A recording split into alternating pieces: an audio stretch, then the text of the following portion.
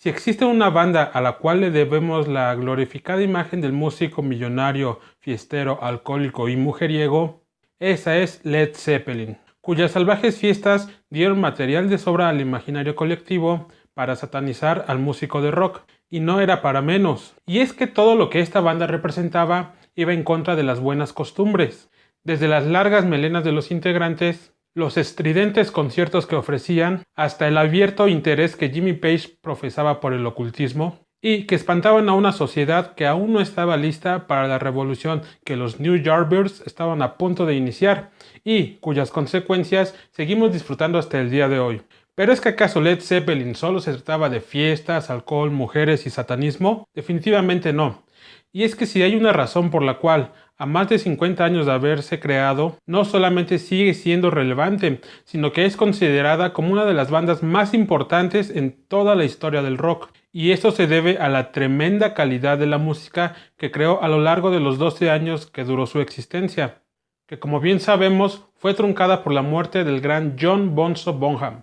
Una carrera brillante y prolífica, donde el Zeppelin de plomo hizo lo que quiso, tomando siempre como base el blues y agregando una infinidad de variables a su música, con influencias que van desde la música pop, psicodelia, el naciente rock and roll, hasta armonías celtas, folclore europeo y música proveniente de Oriente Medio y el norte de África. O sea que Jimmy Page y compañía estaban a tope de recursos para usar en sus creaciones, y vaya que las supieron usar, ya que salvo algunas bizarras opiniones, Led Zeppelin prácticamente no tiene ningún disco malo. Se puede debatir a la hora de decidir cuál es el segundo mejor disco de Led Zeppelin. Algunos dirán que es el Physical Graffiti, otros que es Led Zeppelin 2. Sin embargo, la opinión generalizada concuerda que el mejor disco de Led Zeppelin es aquel en cuya portada no se puede ver por ningún lado el nombre de la banda, ni el listado de canciones, ni los créditos de la grabación. De hecho, oficialmente el disco no tiene nombre. Y esto fue idea del manager de la banda, Peter Grant, quien, con la idea en mente de ganar algo de credibilidad y reputación,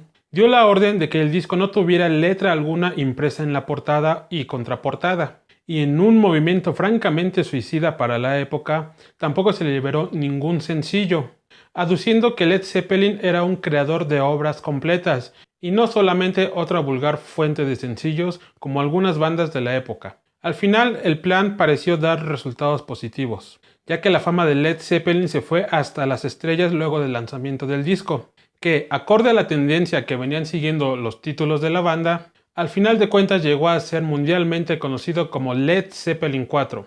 Pero, ¿qué fue lo que en realidad catapultó a este disco hasta la cima del Monte Olimpo rock and rollero? ¿De verdad se debió a la polémica y arriesgada estrategia de Peter Grant o fue la calidad propia del álbum? Veamos. En una época donde las posibilidades de la guitarra apenas empezaban a ser exploradas de una manera más bien tímida, Jimmy Page dio un golpe de autoridad al abrir el disco con Black Dog y supuso un punto y aparte en el desarrollo del rock. Si bien es cierto que no es la primera canción de la historia que es guiada a base de riffs, sí fue la que demostró la importancia y el alcance de estos. Vaya, esta canción cambió muchas cosas. Y aunque aún estaba por venir el grandísimo e invaluable aporte del Tony Iommi en cuanto a riffs, prácticamente cada banda de hard rock y metal, desde Aerosmith y Van Halen hasta Iron Maiden y Metallica, están en deuda con Zeppelin y su perro negro. Y luego de la genialidad de Black Dog, viene una canción cuyo nombre lo dice todo: Rock and Roll. Una canción simple en su estructura, aunque no en su ejecución, que bien puede ser considerada como el primer estándar del rock, con una batería descomunal, la brillantísima guitarra de Jimmy Page y un sólido y aplastante bajeo de John Paul Jones. Esta canción ya traía plasmada la inmortalidad desde su nombre. No hay mucho que se pueda decir que no se haya dicho ya sobre esta canción. Únicamente me cabe mencionar que si no conoces esta canción, no conoces el rock and roll. Literalmente.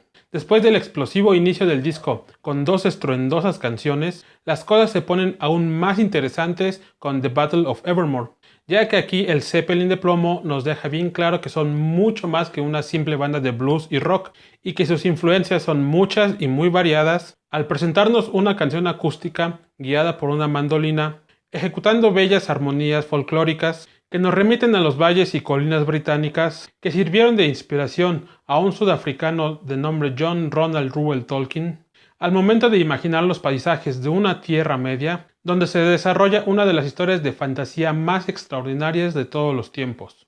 No sé ustedes, pero al escuchar The Battle of Evermore no puedo evitar pensar en la comarca, así o más expresiva la canción.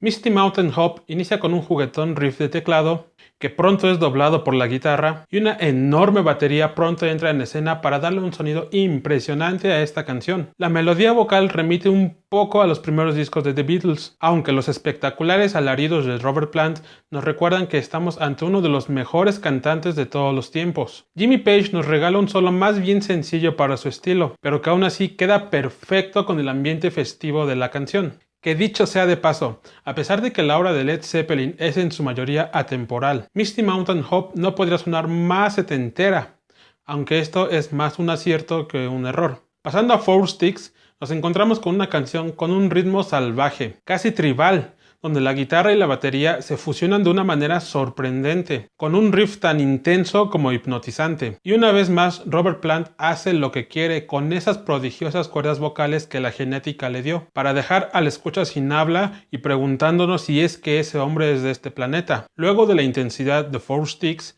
Zeppelin nos permite relajarnos un poco con Going to California. Y aunque yo sostengo firmemente que el adjetivo bonito es uno que no se debe usar al hablar de rock, definitivamente esta es una de las canciones más bonitas habidas y por haber. Y de verdad espero que entiendan a lo que me refiero, ya que en esta canción todo se conjuga para enamorar a nuestros oídos. La sensibilidad de la guitarra acústica, los sutiles toques de mandolina por aquí y por allá, la relajada pero sublime línea vocal, todo en esta canción es dulce, bonito, suave, hermoso.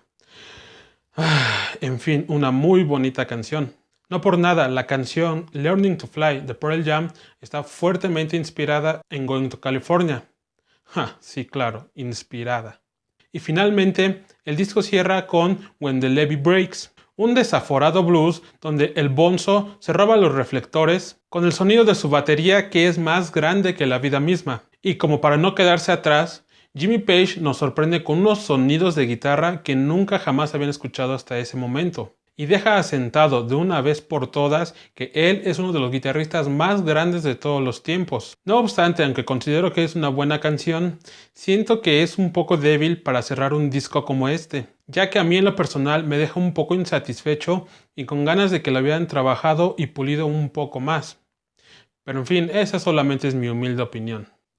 Un momento, si les gusta Led Zeppelin, seguramente conocen bien este álbum. Y se habrán dado cuenta que hubo una grave omisión de mi parte entre The Battle of Evermore y Misty Mountain Hop. Y es que decidí dejar hasta el último la cuarta canción de este disco, porque se trata simplemente de una de esas canciones que hicieron historia. Una canción que no solamente es la mejor canción del disco, sino sin duda la mejor canción de Led Zeppelin. Una canción que no tiene parangón alguno en la historia de la música popular contemporánea. Una canción que se puede definir con una sola palabra: perfección. Así es, me refiero a esta obra maestra.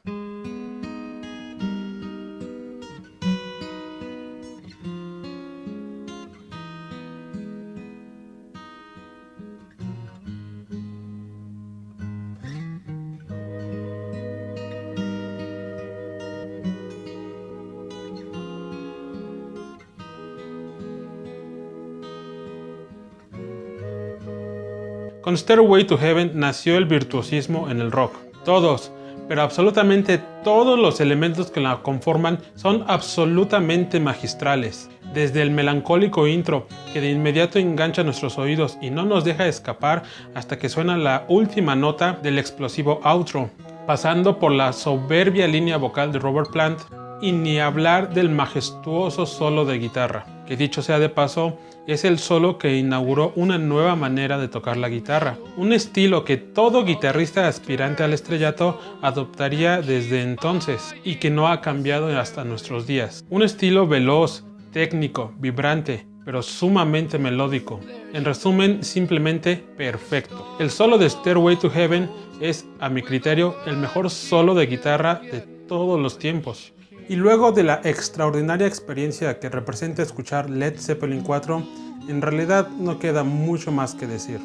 Solo me resta, por pura curiosidad, preguntarles algo.